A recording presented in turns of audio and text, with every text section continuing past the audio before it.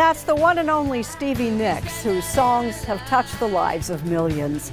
She's a Rock and Roll Hall of Fame inductee twice over, both for her work with Fleetwood Mac and for her solo career. For decades, Stevie Nicks defined an era of rock music.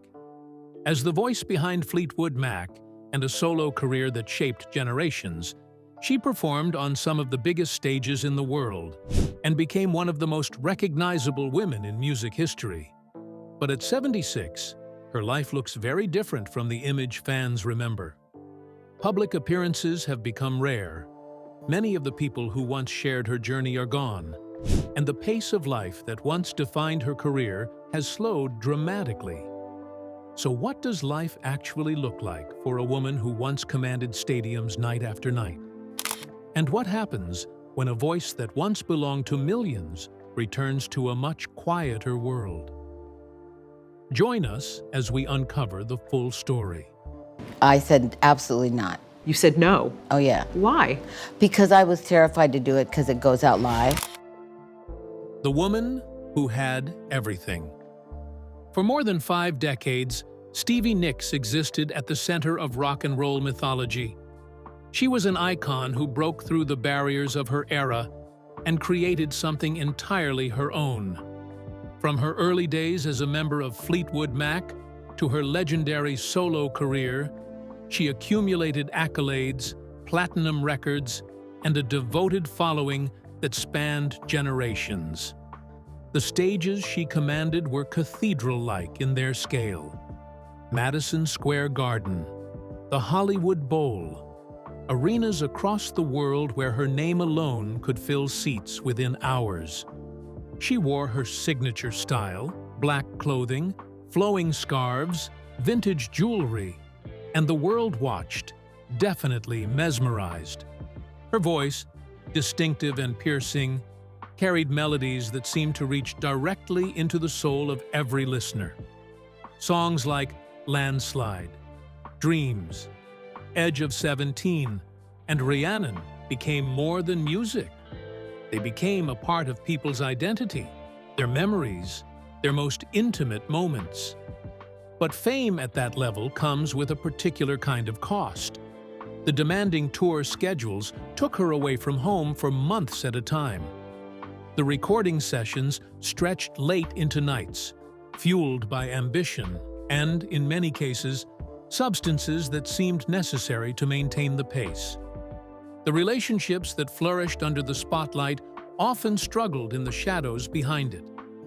The body, pushed to its limits night after night, accumulated damage that would not become fully apparent until decades later. For years, Stevie seemed invulnerable to these pressures. She simply kept moving and kept performing, kept creating. The momentum of her career was so powerful that it felt like nothing could slow it down. But momentum, by its very nature, cannot be sustained indefinitely. Eventually, even legends must confront the reality that they are mortal, that their bodies have limits, and that the world, no matter how much it once revolved around them, ultimately moves on without them. So, what really happens when the life behind the music begins to break through the legend everyone sees on stage? 1/5 of the legendary Fleetwood Mac, but she's going her own way with a brand new album called 24 Karat Gold, Songs from the Vault. The album debuted at number 7 on the Billboard Chart 200 and features songs Stevie wrote between 1969 and 1987. The personal losses that redefined her. Behind every great artist are the people who shaped them, inspired them, and held them together through the chaos. For Stevie Nicks, those people became fewer as the years passed. The losses accumulated like autumn leaves, each one marking a moment when something precious was taken away. In 1997, her close friend and collaborator, Christine McVie, the other female voice of Fleetwood Mac, stepped away from music and public life. Though they remained connected, the daily creative partnership that had defined much of Stevie's working life was severed. Christine withdrew into privacy, living a quieter life away from the spotlight that had once consumed them both. The distance, though not always physical, was profound. Then came 2018, when Christine McVie passed away at age 79. The loss struck Stevie with the weight of finality. Christine had been more than a bandmate to her. She had been a mirror, a competitor, a collaborator, and a friend who understood the particular loneliness of being a woman in rock music during an era when few women had achieved what they had achieved together. Her death marked the end of an era that, no matter how many reunion tours might happen, could never truly be recreated. Stevie Nicks learned about Christine's illness 4 days before she died. She was ready to rent a plane and fly to London immediately. Christine's family told her not to come because she might not be there tomorrow. The next day, Christine passed away. Stevie never got to say goodbye. In a 2024 interview, she described the shock of it, that there was no lead-up, just a phone call, and then another phone call the next morning. She said she had wanted to go there and sit on Christine's bed and sing to her.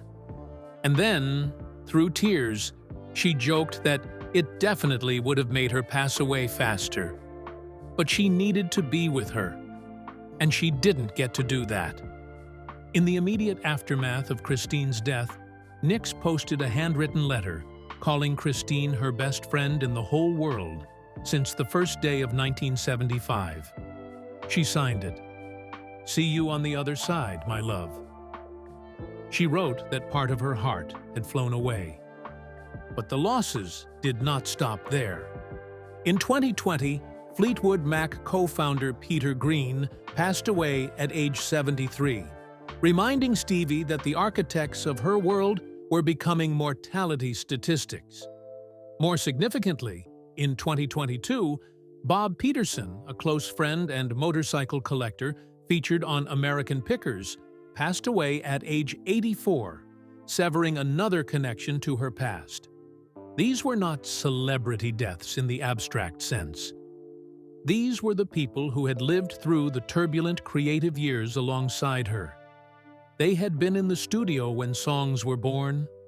They had shared hotel rooms and tour buses during grueling road schedules. They had witnessed her at her most vulnerable and her most triumphant. And now they were gone, leaving behind only memories and the recordings they had made together. For Stevie, each loss seemed to deepen a quiet isolation that had been building for years. But how did Stevie learn to live with the emptiness that accompanied losing someone close?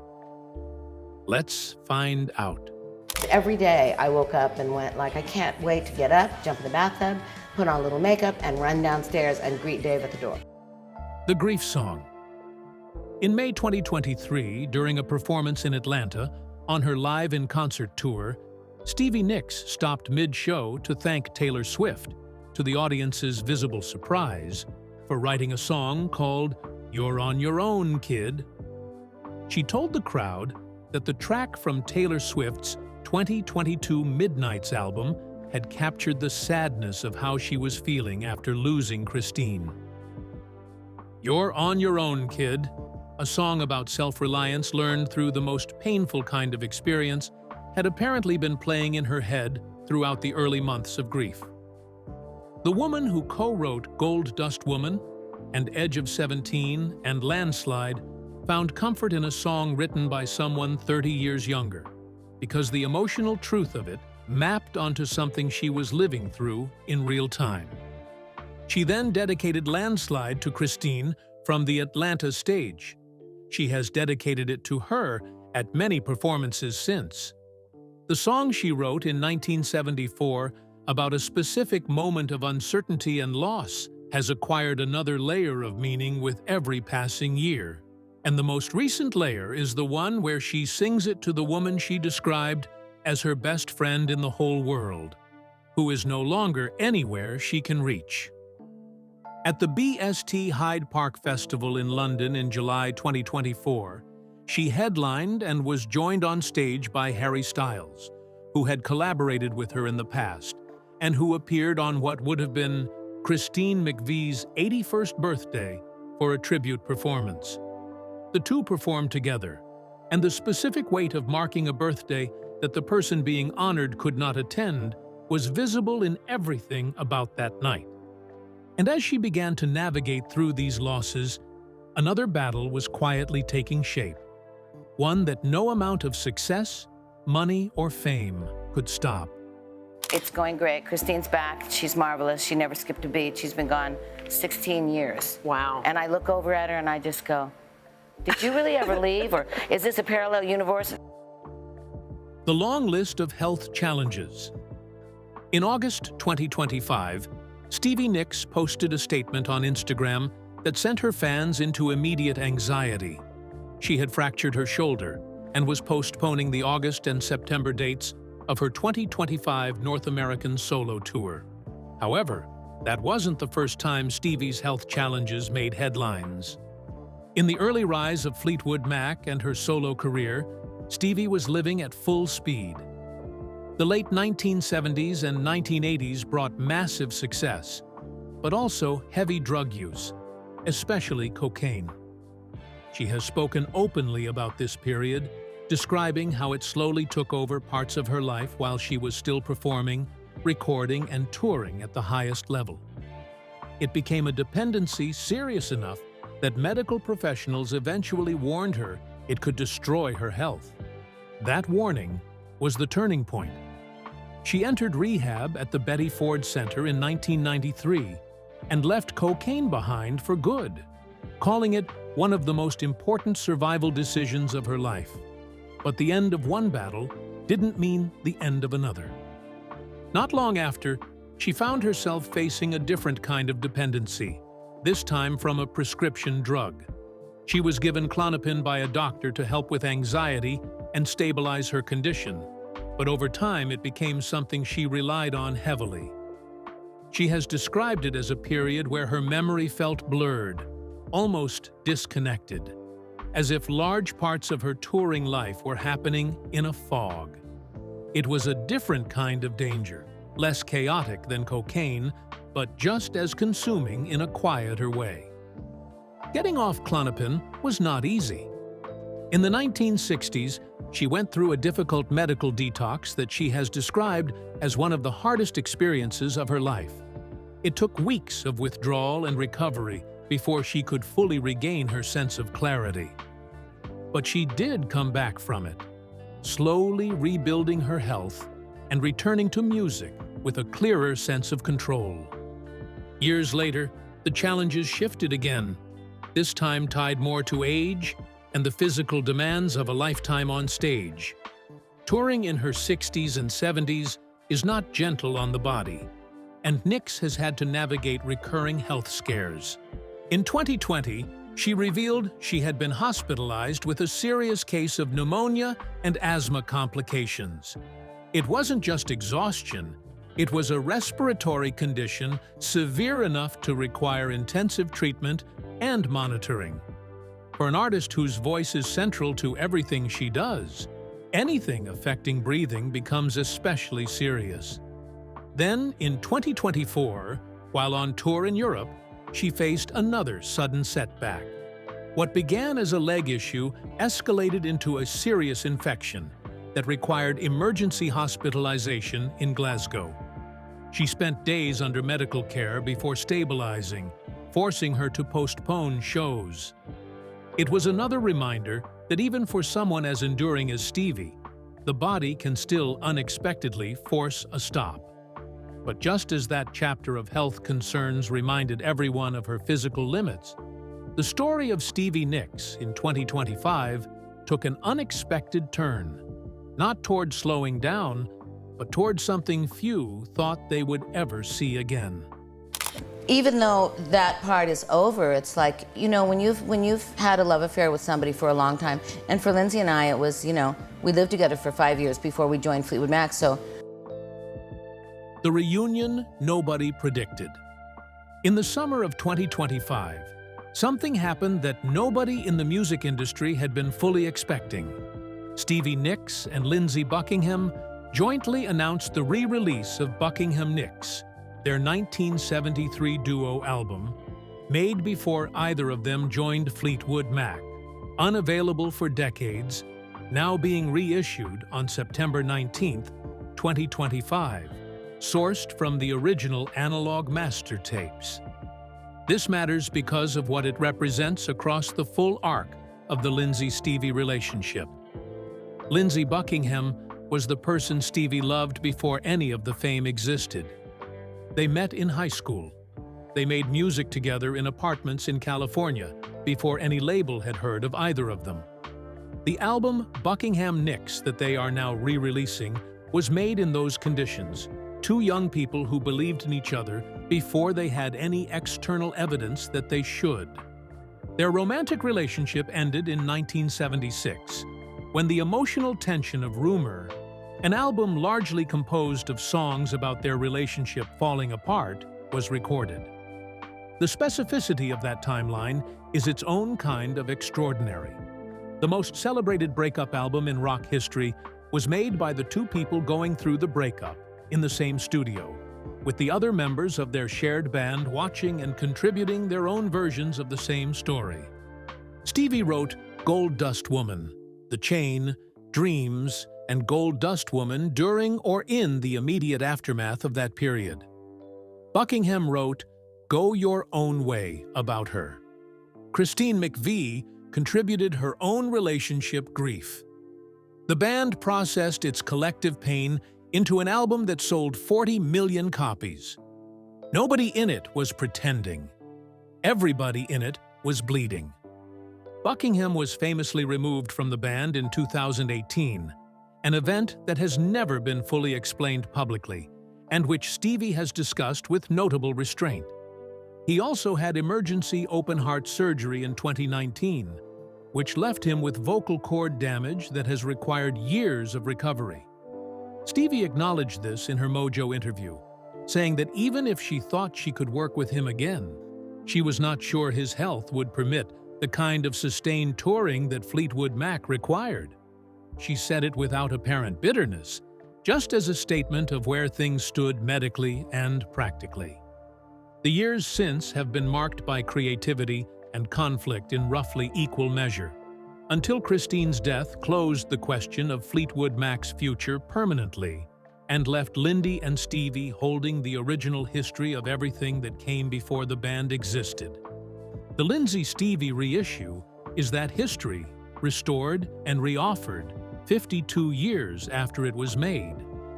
The album they made in 1973, when they were 25 and 23 years old, and the world had no idea who they were, is now being released into a world that knows exactly who they are.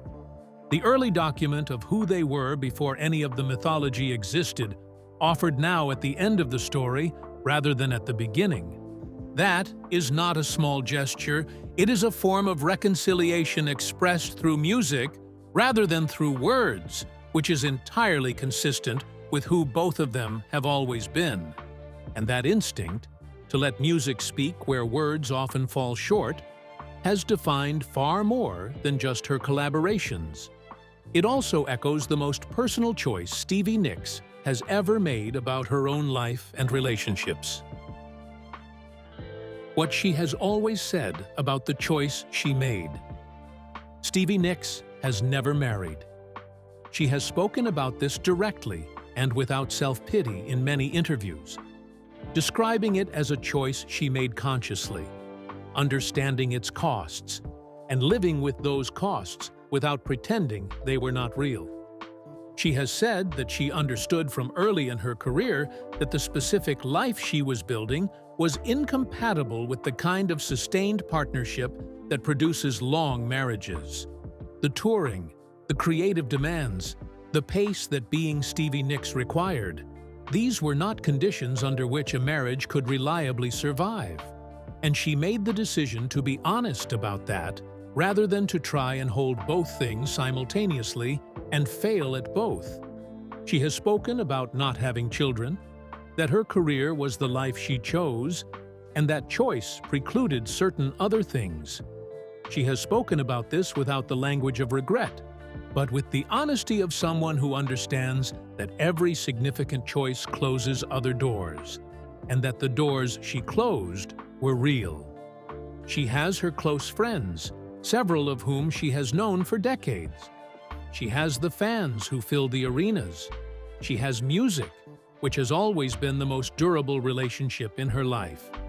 And she has the ongoing, demanding, physically punishing, emotionally profound work of being Stevie Nicks in public, night after night, in cities across North America, at 77, with a fractured shoulder that she rescheduled around rather than surrendered to.